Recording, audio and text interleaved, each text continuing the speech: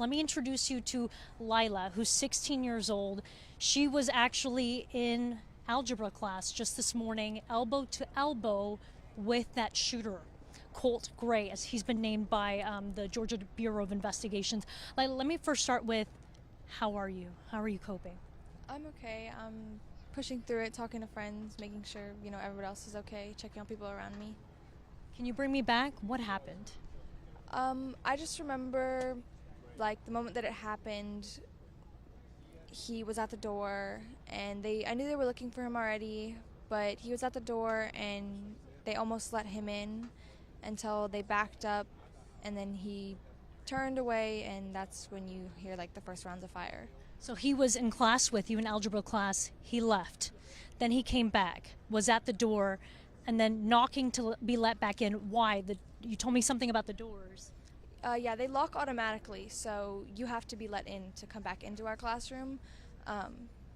So I think he wanted to come to us first. Come to you first to shoot? Yes, to shoot us class. And then he was at the door. Student went to open the door, and then what happened? She backed away. I think she saw him, or maybe somebody said something, but I'm pretty sure she saw that he had a gun, and so she backed away.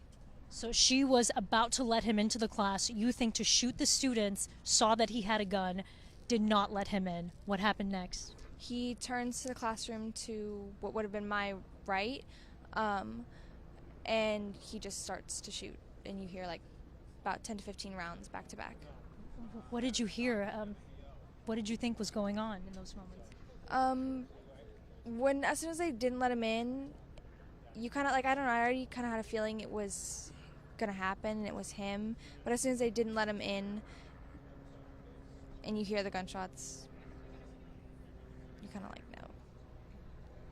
You knew that something very bad was happening next door. Did he ever say anything?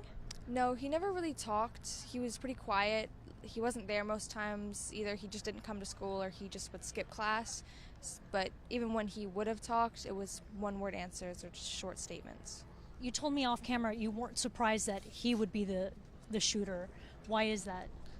Just because when you think of like shooters and how they act or things that they do, it's usually the quiet kid, or like that's a stereotype for it to be, and he was the one that fit that description in our class. Did you ever see the gun, or did the student that go to the door see the gun, describe it to you guys? No, I haven't talked with her after this. It was all pretty hectic, but I didn't see the gun. Did he ever have a hobby of guns, hunting? Did he ever talk about any of that? No, he never really talked. Can you tell me what it was like inside of the classroom when you hear those gunshots go off? How I heard that you helped to keep the other students calm, right?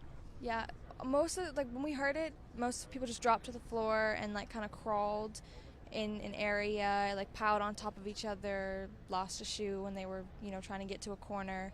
The teacher turned off the lights, but we all just kind of piled together. And like I pushed desks in front of us. I was just telling people like, oh, push desks in front of you, block in front of you, get low, things like that.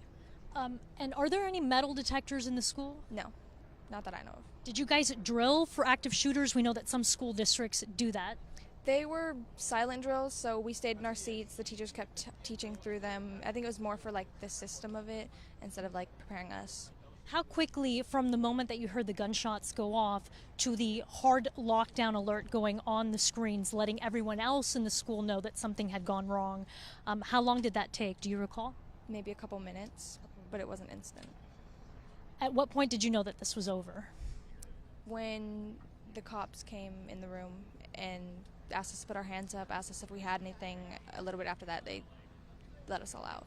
But when it was kind of quiet, you hear like cops yelling, but it's kind of quiet. There's no more gunshots, things like that.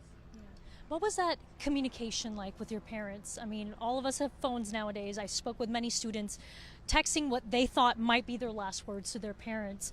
What was that like for you? I called my mom. I called her and I was like, oh, they're shooting up the school. She thought it was like, she didn't believe me at first, and I was like, no, they actually are.